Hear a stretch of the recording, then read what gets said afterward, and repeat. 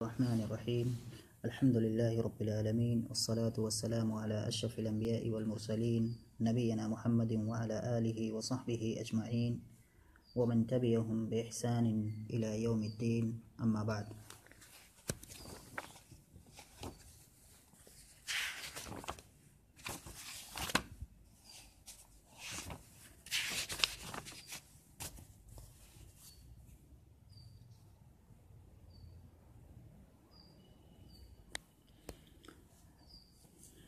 آج یہاں سے ہم اس شاعر کا کلام پڑھیں گے جس کا نام ہے نافع ابن سعد الطائی.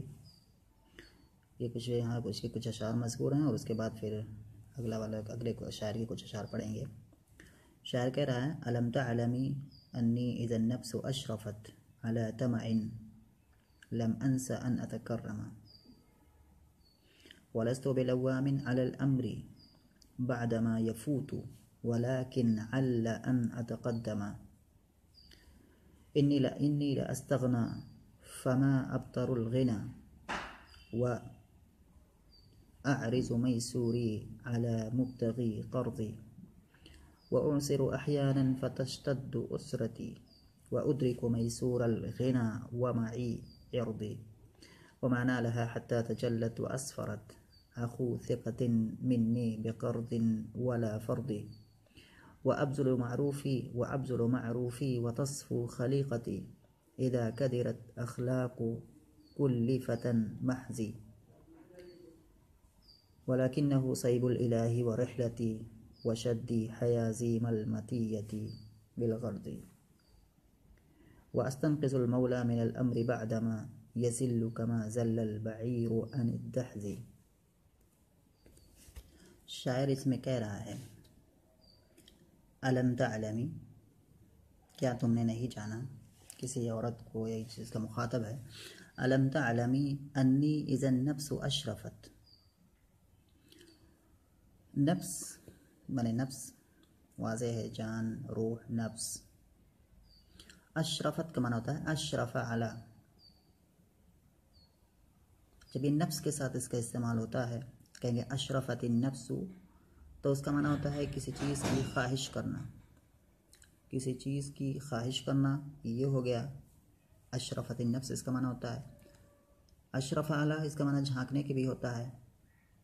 تو الم تعلمی انی اذا النفس اشرفت، یہاں اشرفت النفس اعلیٰ آیا ہوا ہے تو اس کا معنی ہو جائے گا خواہش کرنا. طمعین کا معنی ہوتا ہے المطموع، یعنی وہ چیز جس کی خواہش کی جائے. تو طمعین کا معنی مطموع. لم انسا، یہ نسیہ ینسا سے ہے جس کا معنی ہوتا ہے بھول جانا. آخر میں یا ہے وہ یا گر گئی ہے کیونکہ اس سے پہلے لم آیا ہوا ہے، یعنی نیچے لکھا ہوا ہے لم انسا متکلم من المنفی بلم من النسیان. متکلم کا صیغہ ہے، جمع متکلم کا صیغہ ہے، نفی کا صیغہ ہے، اس پر لم لایا گیا ہے اور یہ نسیان سے ہے. ان اتکرم، تکرم یتکرم کا معنی ہوتا ہے شریف ہونا. تو شاعر کہہ رہا ہے اس کا معنی کیا ہے کہ الم تعلمی انی اذا النفس اشرفت علی طمع لم انس ان اتکرم، کیا تمہیں نہیں پتہ یا کیا تم نے نہیں جانا کہ جب میرا نفس، نفس سے مراد کیا؟ میرا نفس. شاعر کہہ رہا اپنے بارے میں کہ جب میرا نفس کسی چیز کی خواہش کرتا ہے، تب ان کے معنی مرغوب شے، جس کی خواہش کی جائے، تو ہمارے کوئی بھی چیز. تو جب میرا نفس کسی چیز کی خواہش کرتا ہے تو میں شریف ہونے کو بھولتا نہیں ہوں، میں بھول نہیں جاتا ہوں. یا ایسے کہیں کہ کیا تم نے نہیں جانا کہ جب میرے نفس نے کسی مرغوب شے کی خواہش کی تو میں نے شرافت کا دامن نہیں چھوڑا، یا میں نے شریف ہونا اس کو نہیں بھولا. تو یہاں پر علمہ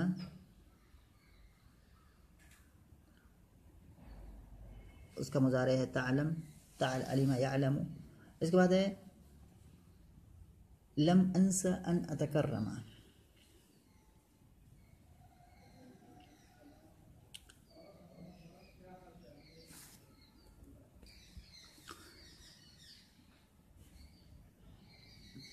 تو لم انس ان اتکرم، ان اتکرم یہاں پر جو الف لگی ہوئی ہے آخر میں، اس شعر کی وجہ سے ہے، شعر کا وزن بیٹھانے کے لیے ہے.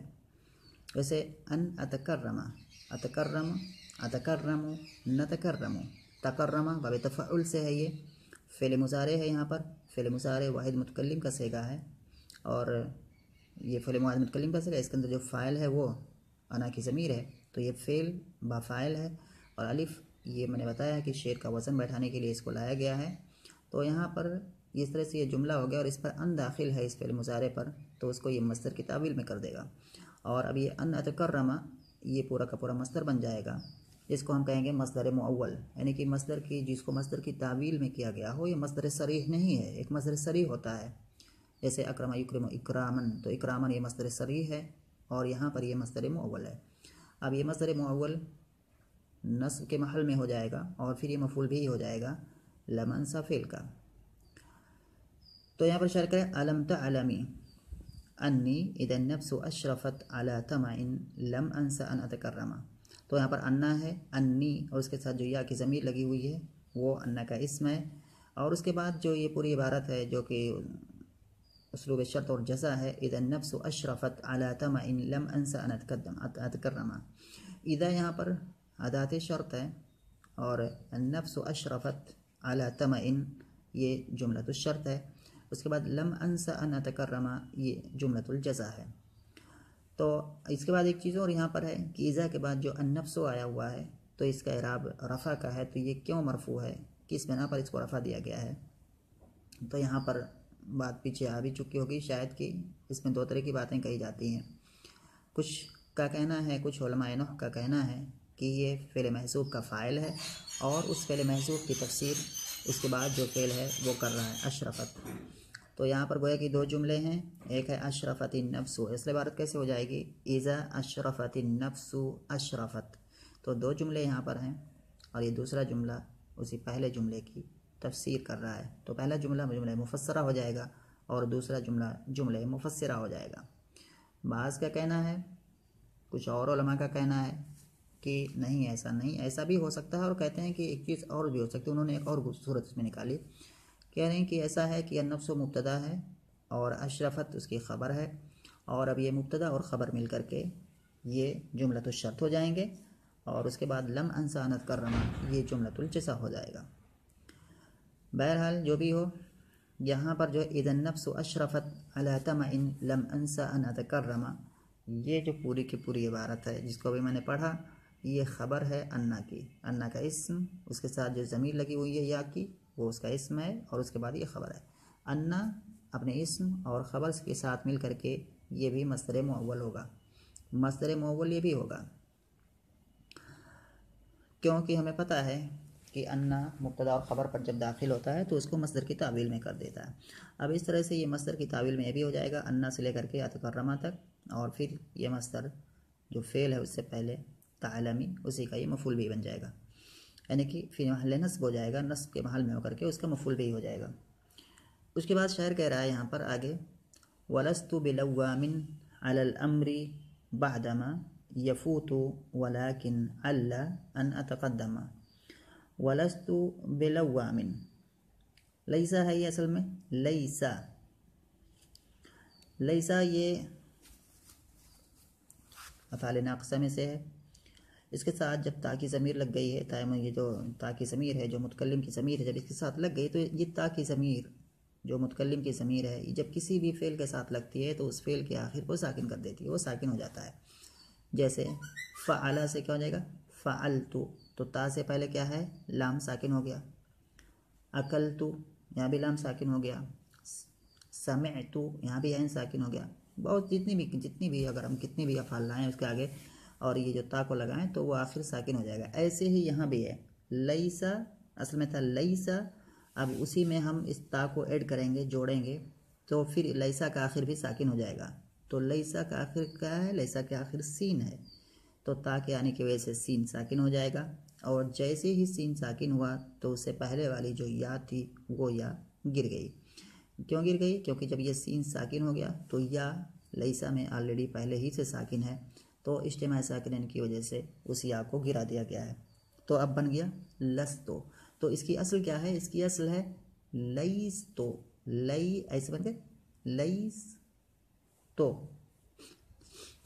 یا لیسا تو، اس طرح سے اور اصل نکالیں تو لیسا تو تا کی وجہ سے سین کو ساکن کیا، سین کو ساکن کیا تو یا کا سین کے ساتھ اجتماع ساکنین ہوا تو یا پھر گر گئی۔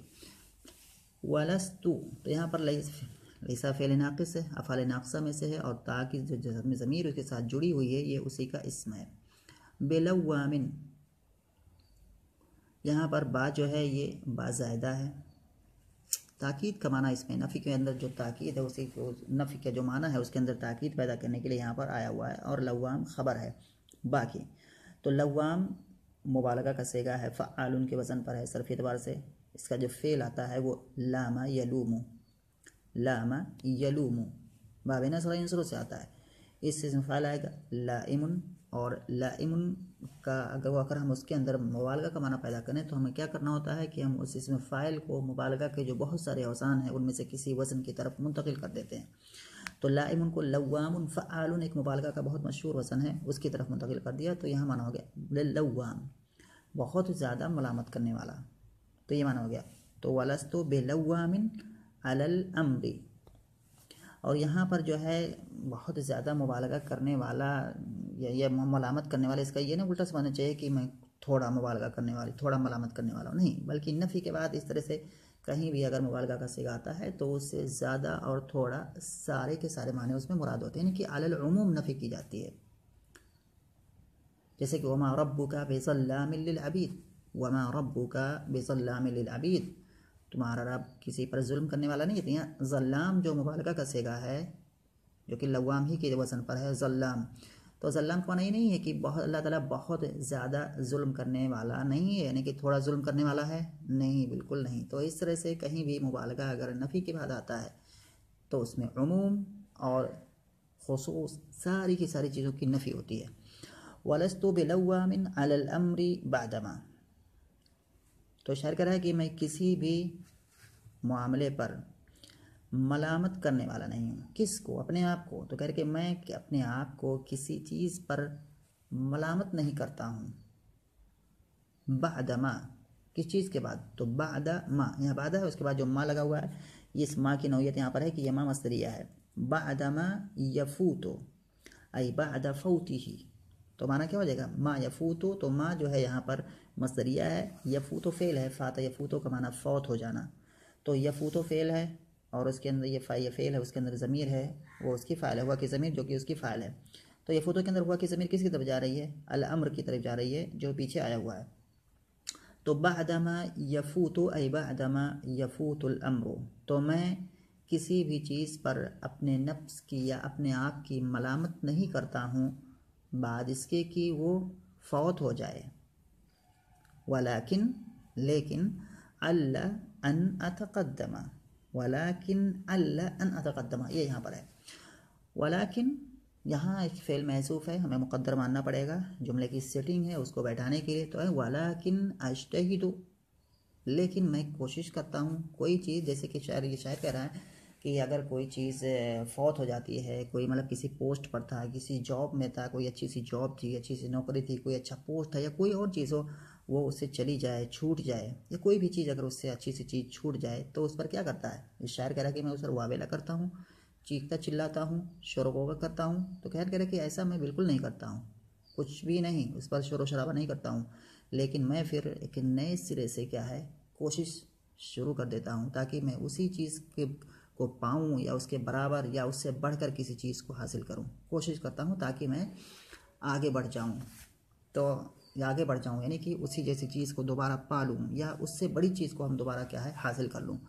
تو شاعر کہہ رہا ہے کہ بعدما یفوت ولیکن اللہ ان اتقدم، تو ولیکن اجتہد، لیکن میں کوشش کرتا ہوں، محنت کرتا ہوں، اللہ، اور جو یہ اللہ ہے یہاں نیچے اس کے لکھا ہوا ہے باریک سا لغۃ فی لعل، اللہ جو ہے یہ لعل ہی کی ایک لغت ہے. مطلب کیا ہے کہ کلام عرب میں لعل بھی استعمال ہوتا ہے. کہیں کہ انا انا کا انا لیکن لیت لعل، وہاں پر لعل آیا ہوا ہے، ہر کسی کو پتہ ہے. تو لعل جو ہے اسی کی ایک لغت ہے، یعنی کہ اسی کو ایک اور طریقے سے کلام عرب میں استعمال کیا جاتا ہے، وہ ہے اللہ. تو اللہ اور لعل دونوں ایک ہی معنی میں ہیں. اس کا اسم یہاں پر محذوف ہے. تو معنی ہو کیسے، اصل کیا ہے؟ علنی. علنی جیسے ہم کہتے ہیں لعلنی، تو یہاں بھی ہو جائے گا علنی ان اتقدم. ان اتقدم، ان یہاں بھی کیا ہے؟ ان مصدریہ ہے، اور اتقدمہ جو ہے یہاں پر تقدمہ، یہ بھی باب تفعل سے ہے، یہ فعل مضارع ہے، واحد متکلم کا صیغہ ہے. اور یہاں بھی آخر میں جو الف لگی ہوئی ہے یہ بھی الف شیر کی وجہ سے ہے. تو ولکن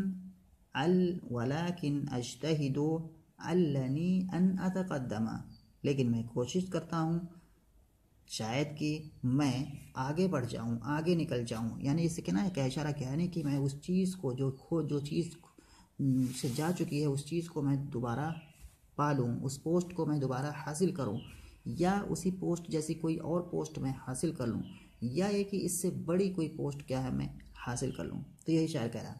تو شاعر کو اس کا معنی کیا ہوا؟ دوسری لائن کا معنی ہوا وَلَسْتُ بِلَوَّامٍ عَلَى الْأَمْرِ بَعْدَمَا يَفُوتُ وَلَكِنْ عَلَّ أَنْ أَتَقَدَّمَ، اور میں کسی چیز پر اس کے فوت ہو جانے کے بعد اپنے آپ کی ملامت نہیں کرتا ہوں، لیکن میں کوشش کرتا ہوں، محنت کرتا ہوں تاکہ میں آگے بڑھ جاؤں، یا شاید کہ میں آگے نکل جاؤں، یعنی کہ اس چیز کو پالوں یا اس جیسی جو اور چیز ہے اس کو حاصل کر لوں. آگے کچھ اور اشعار ہیں جس کو ہم پڑھتے ہیں. تو یہاں پر کیا ہو گیا؟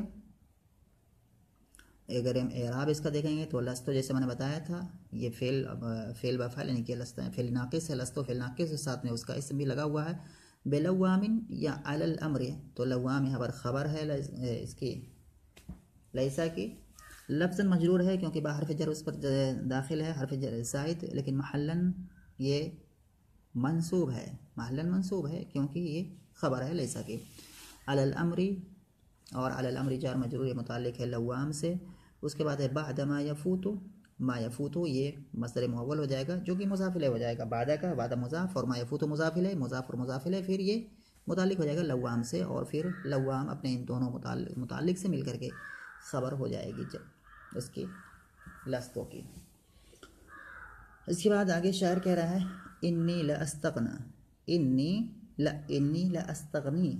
استغنا یستغنی ہوتا ہے یہاں پر. تو شاعر کہہ رہا ہے انی لاستغنی. شاعر یہاں پر کہہ رہا ہے انی لاستغنی.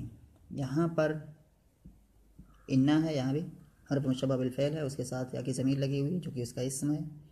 لام یہاں پر جو ہے لام تاکید کے لیے، تاکید یہاں پر شروع میں بھی تاکید ہے اور خبر پہ بھی تاکید ہے. یعنی کہ انی لاستغنی، استغنا یستغنی، اس کا معنی ہوتا ہے مالدار ہونا. یہاں پر مراد ہے استغنا معنی مالدار ہونا. استغنی یہ فعل مضارع ہے، کیونکہ استغنا کا فعل مضارع ہوتا ہے یستغنی. یستغنی سے اگر ہم اس کی گردان کریں گے تو واحد متکلم آئے گا استغنی، تو فعل مضارع ہے، واحد متکلم ہے. تو انی لاستغنی، میں مالدار ہوتا ہوں. فما ابتر الغنا. فما ابترو، ما یہاں پر نافیہ ہے. ابترو یہ بھی فعل مضارع ہے، واحد متکلم کا صیغہ ہے، باب سمیہ سے آتا ہے. اس کا ماضی ہے بطیرہ. بطیرہ یبترو، جس کا معنی ہوتا ہے اترانا، گھمنڈ کرنا، تکبر کرنا. تو یہ معنی ہو گیا ابترو کا، باب سمیہ سے. اس کے بعد ہے الغنا. الغنا کے معنی بے نیازی بھی ہوتا ہے، الغنا کے معنی مالداری بھی ہوتا ہے. تو یہاں پر مراد ہے مالداری. تو شاعر کہہ رہا ہے کہ انی لاستغنی فما ابتر الغنا، میں مالدار ہوتا ہوں اور اپنی اس مالداری پر میں اتراتا نہیں ہوں، اس پر تکبر نہیں کرتا ہوں، اس پر گھمنڈ نہیں کرتا ہوں. یہ اچھی باتیں، آداب کی باتیں. ادب شاعر جو ہے اچھی باتیں، اچھے آداب کو یہاں پر ذکر کر رہا ہے اپنے بارے میں. تو کہہ رہا ہے کہ میں مالدار ہوتا ہوں اور اپنی اس مالداری پر میں اتراتا نہیں ہوں، اس پر غرور نہیں کرتا ہوں، اس پر گھمنڈ نہیں کرتا ہوں۔ اصل عبارت یہاں پر جو ہے ایسے ہے، انی لاستغنی فما ابتر بالغنی۔ بطیرہ اس کا چلا گا با، جیسے کہیں گے بطیرہ زید بعلمہ، زید نے اپنے علم پر گھمنڈ کا اظہار کیا۔ بطر زید بمالہ، زید نے اپنے مال پر گھمنڈ کیا۔ یا یبطر زید بمالہ، زید اپنے مال پر گھمنڈ کرتا ہے یا گھمنڈ کر رہا ہے۔ تو یہاں پر بھی اصل میں کیا ہے، فما ابتر بالغنی۔ تو یہاں پر ہوا کیا ہے کہ یہاں پر با جو حرف جر ہے وہ یہاں پر محذوف ہے، اس کو حذف کر دیا گیا ہے۔ اور نیچے یہاں اگر دکھ رہا ہوگا، نیچے لکھا بھی ہوا ہے نیچے کہ منصوب بنزع الخافض، کہ یہ الغنی جو ہے ویسے تو اس کا اعراب اس کے آخر میں الف ہے، اس پر اعراب ظاہر نہیں ہوگا، اس کا اعراب تقدیری ہے، لیکن اس پر جو اعراب ابھی فی الحال لگا ہوا ہے، جو مقدر اعراب وہاں پر ہے، وہ اعراب کون سا ہے، فتحہ ہے، یعنی کہ اس پر فتحہ مقدر ہے۔ تو یہ منصوب ہے یہ کلمہ الغنی، اور منصوب کیوں ہے، تو یہ نزع الخافض کی وجہ سے۔ خافض کس کو کہتے ہیں، نزع ینزع کے معنی ہوتا ہے نکال لینا، کسی چیز کو کہیں سے اٹھا لینا، یہ نزع ہوتا ہے کھینچ لینا، نزع ینزع۔ تو نزع اور الخافض کہتے ہیں حرف جر کو، حرف جر اس کو کہتے ہیں الخافض بھی کہا جاتا ہے، اس کی ایک اصطلاح الخافض ہے، اور حرف جر کو حرف جر بھی کہتے ہیں، حرف جار بھی کہتے ہیں۔ تو یہاں جو ہے الخافض سے کہتے ہیں حرف جر کو۔ تو یہاں پر حرف جر گویا کہ موجود تھا اور اس کو حذف کر دیا گیا ہے، اور کلام عرب میں ایسا ہوتا ہے، ایک اصطلاح ہے کہ جب کسی کلمے سے حرف جر کو ہٹا دیا جائے تو وہ کلمہ منصوب ہو جاتا ہے۔ تو اسی کو کہتے ہیں کہ منصوب بنزع الخافض، یعنی کہ یہ کلمہ منصوب ہے، کیوں، حرف جر کو وہاں سے کھینچ لینے کی وجہ سے، یا حرف جر کو وہاں سے ہٹا دینے کی وجہ سے۔ اس کی مثالیں شعر میں بہت ساری موجود ہیں۔ شاعر کا کہنا ہے تمرون الدیار ولم تعوجوا کلامکم علی اذا حرام۔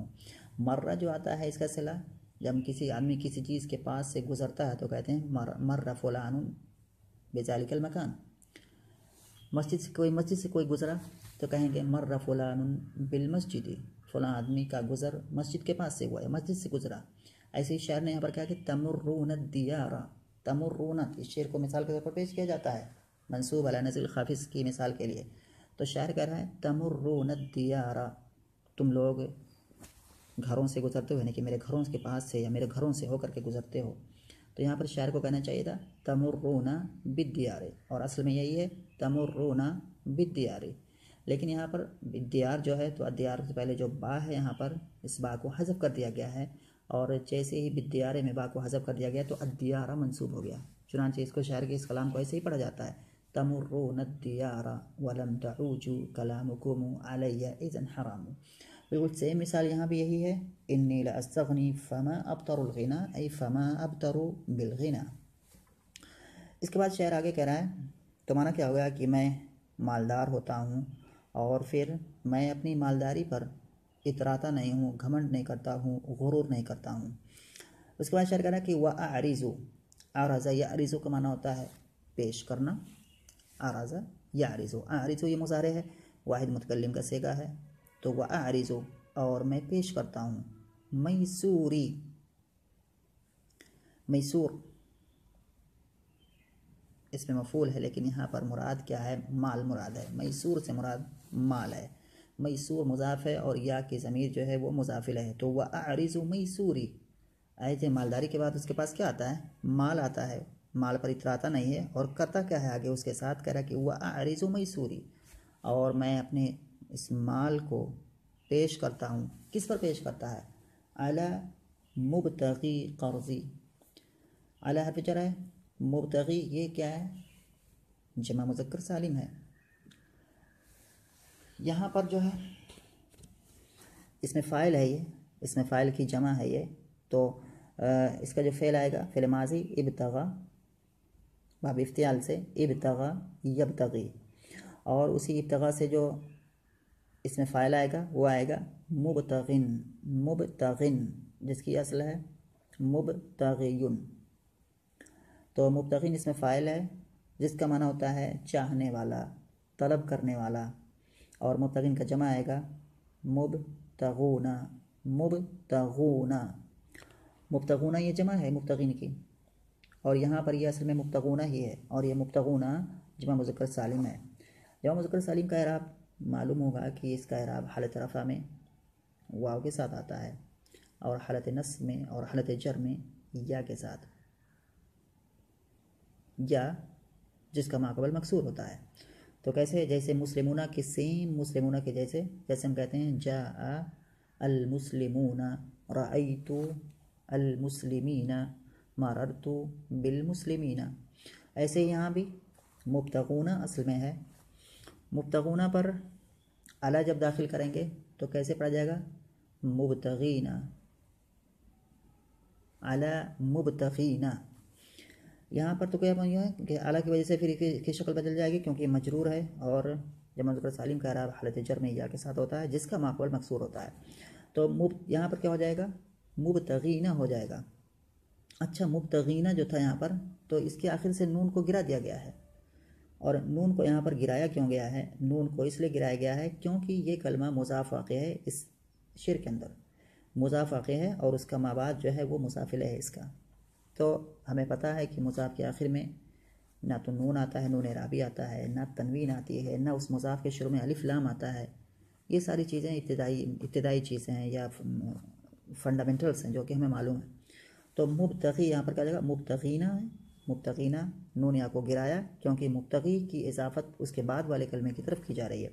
تو مبتغی یہاں پر مضاف ہے، اس کے بعد ہے قرضی، قرض مضاف اور یا مضاف الیہ، تو یہ بھی مضاف اور مضاف الیہ، پھر یہ مضاف الیہ بنے گا مبتغی کا. تو مبتغی قرضی. تو شاعر کیا معنی کہہ رہا ہے کہ وَأَعْرِضُ مَيْسُورِي عَلَى مُبْتَغِي قَرْضِي، اور میں اپنے مال کو پیش کرتا ہوں میرے قرض کو طلب کرنے والے پر، یعنی کہ مجھ سے قرض کو طلب کرنے والے پر، یعنی کہ کوئی شخص اس کے پاس آتا ہے، اس سے قرض طلب کرتا ہے، قرض کا ڈیمانڈ کرتا ہے یا قرض مانگتا ہے، تو شاعر کہہ رہا ہے کہ میں اس کو دے دوں. تو یہ اشارے میں کہہ رہا ہے کہ مالداری یہ ہے، کہہ رہا ہے کہ میں مالدار ہوتا ہوں اور اپنی اس مالداری پر اتراتا نہیں ہوں، اور میں اپنے اس مال کو مجھ سے قرض مانگنے والے پر پیش کرتا ہوں، یعنی کہ اس کو دیتا ہوں. تو یہ شاعر اپنی اچھی عادت یہاں پر ذکر کر رہا ہے. اس کے بعد شاعر کہہ رہا ہے وَأُعْسِرُ أَحْيَانًا، أَعْسَرَ يُعْسِرُ إِعْسَارًا کا معنی ہوتا ہے تنگ دست ہونا، فقیر ہونا، خالی دامن ہونا. تو وہ بابی فعل سے ہے، فعل مضارع بعد متکلم کا صیغہ وَأُعْسِرُ أَحْيَانًا فَتَشْتَدُّ عُسْرَتِي. عسرتی یہ بھی مضاف و مضاف الیہ ہے. عسرتن کا معنی تنگی. تو شاعر کہہ رہا ہے کہ اور کبھی کبھی میں تنگ دست ہو جاتا ہوں، فتشتد عسرتی، اور میری یہ تنگ دستی سخت ہو جاتی ہے. وَأُدْرِكُ مَيْسُورَ الْغِنَى وَمَعِي رِضِي، اور پھر وَبَعْدَ ذَلِكَ، اور اس کے بعد جب میں تنگ دست ہوتا ہوں، تنگ دستی سخت ہو جاتی ہے، پھر کیا کرتا ہے؟ کہہ رہا کہ وَأُدْرِكُ مَيْسُورَ الْغِنَى، اور بے نیازی کے مال کو میں پاتا ہوں، یعنی کہ بے نیازی کے مال کو میں پانے کی کوشش کرتا ہوں. ادرک یدرکو کا معنی ہوتا ہے پانا، یہ بھی باب فعل سے ہے، فعل مضارع ہے، واحد متکلم کا صیغہ ہے. وَأُدْرِكُ مَيْسُورَ الْغِنَى، اور بے نیازی کے، یعنی کہ مال جو بے نیاز کرے، تو بے نیازی کے مال کو میں حاصل کرتا ہوں، پاتا ہوں یا حاصل کرنے کی کوشش کرتا ہوں. کس حال میں؟ یہاں پر واو جو ہے نیچے لکھا ہوا ہے وَمَعِي رِضِي، یہاں واو کہہ رہے ہیں کہ واو حالیہ ہے، یعنی کہ وہاں واو حالیہ ہے، اس کے بعد جو جملہ ہے یہ جملہ حال کا جملہ ہے، اور یہ حال ہے، اس کا ذوالحال کہاں پر ہے؟ ادرکو کے اندر جو انا کی ضمیر ہے وہی ذوالحال ہو جائے گا. تو کہہ رہے ہیں کہ وَمَعِي عِرْضِي، عرض کے معنی عزت و آبرو. تو وَمَعِي عِرْضِي، تو معی یہاں پر خبر ہے اور اس کا متعلق محذوف ہے، اس سے مل کر کے جیسے منال کہ کائن، تو وَعِرْضِي کائن مَعِي، تو کائن مَعِي خبر مقدم ہے، معی کائن سے متعلق ہے. عرضی یہ مضاف اور مضاف الیہ جو کہ مبتدا مؤخر ہے. تو وَمَعِي عِرْضِي، اس حال میں کہ میری عزت و آبرو میرے ساتھ ہوتی ہے.